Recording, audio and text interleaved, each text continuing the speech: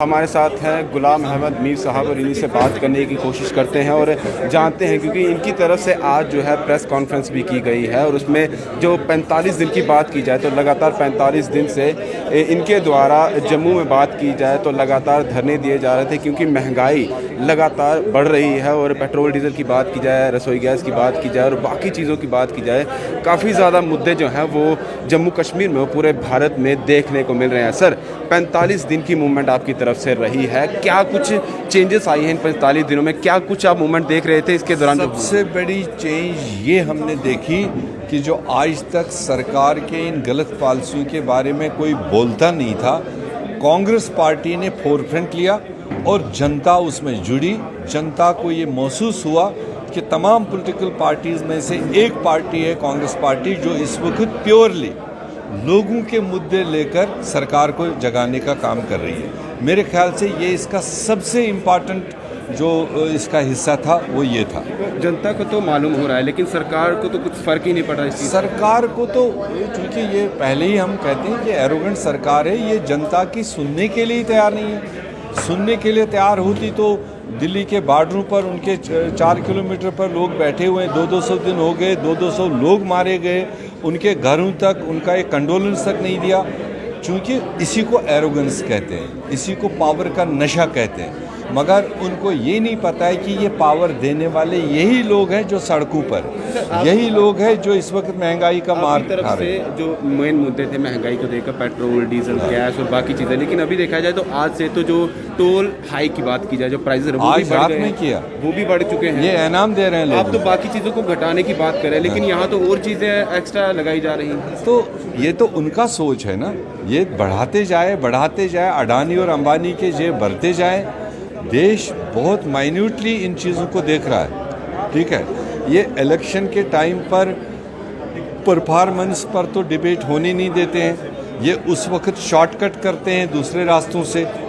किसी को चाइनी कहें, किसी को अफगानिस्तानी कहें, किसी को खालिस्तानी कहें। क्योंकि इसमें इसलिए ये सवाल पूछ रहा था कि अपोजिशन का एक बहुत बड़ा रोल रहता है, अगर सरकार को कुछ ना कुछ जो उसकी नीतियां गलत हो रही हैं उसमें उसको रोकने के लिए। नहीं, कुछ चीज़ों पर हमारे इस मूवमेंट ने रोक लगवाई, ठहराव तो कर दिया, मगर अब जो मुल्की सतह की चीज़ें हैं वो मुल्की लेवल पर, चूँकि पूरे देश में चुनाव भी चल रहे हैं और उस लेवल पर वहाँ आवाज़ अभी शायद उनको समझ में नहीं आई होगी, मगर यहाँ जम्मू कश्मीर में जैसे कांग्रेस सड़कों पर उतरी प्रॉपर्टी टैक्स को लेकर, दूसरी चीज़ों को लेकर, सरकार तो मजबूर हुई कि उसमें ठहराव लाने। मैं ये इसलिए कह रहा हूँ क्योंकि जहाँ पर अगर जम्मू कश्मीर की बात की जाए तो यहाँ के जो बीजेपी के ही के जो बड़े बड़े नुमाइंदे, बड़े बड़े लीडर, वो कहते हैं कि हमारी सरकार अगर यहाँ आएगी, हमारे सीएम बन गए तो सब कुछ चीज़ यहाँ पर जो है वो हर चीज़ जो परफेक्ट हो जाएगी। उनको पता है कि उनकी सरकार या उनका मुख्यमंत्री कभी आना नहीं जम्मू कश्मीर में।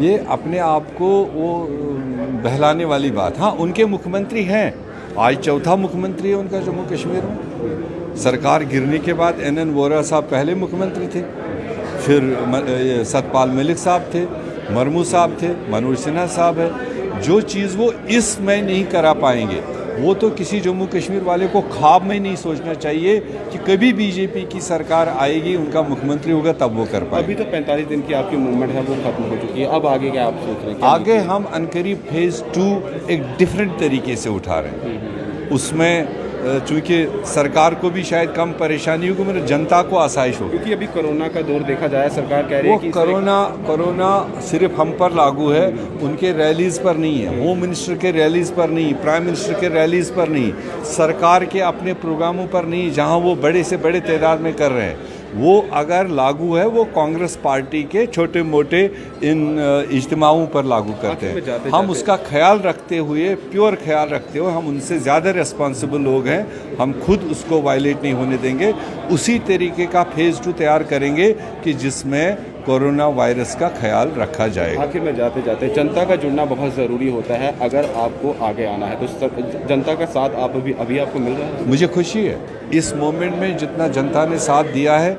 मुझे लगता है कि वो आज के दिन में एक अपने आप में एक एक्स्ट्राऑर्डिनरी रिपोर्ट था हमारे पास, क्योंकि कोई भी पॉलिटिकल पार्टी, सारे तो इंटरनेशनल पॉलिटिक्स खेल रहे हैं। जम्मू कश्मीर के गरीब लोगों की जो बुनियादी इश्यूज़ है उसको लेकर अगर कोई मैदान में उतरा, कांग्रेस को लेकर उसका अप्रिसिएशन भी आ रहा है, उसका इनपुट भी आ रहा है और उस तरह का इन्वॉल्वमेंट भी लोगों ने दिखाया। जहाँ जहाँ पर भी हम गए 100 से ज़्यादा रैलीज़ में, उसमें लोगों ने अपना जोक दर जोक इसमें पार्टिसिपेट किया। इसको हम लगातार जारी रखेंगे जब तक सरकार इसमें सुधर नहीं सकती। चलिए, शुक्रिया सर हमसे बात करने के लिए। तो आप सुन सकते हैं, सीधे तौर पर इनका यही कहना था कि हम लगातार ये आगे भी जारी रखेंगे और हमारी कोशिश यही होगी कि जो सरकार की पॉलिसीज़ इस वक्त गलत चल रही है, जहां जनता को इतना ज़्यादा जो है झेलने को मिल रहा है, अब कांग्रेस पार्टी जो है वो रुकने वाली नहीं है। जनता का उन्हें साथ मिल रहा है और आगे भी इस तरह से मिलता रहेगा और सरकार को हम मुंह तोड़ जवाब दे के रहेंगे। दीपक भंडारी के साथ Rahul Singh, the state central के लिए नमस्कार।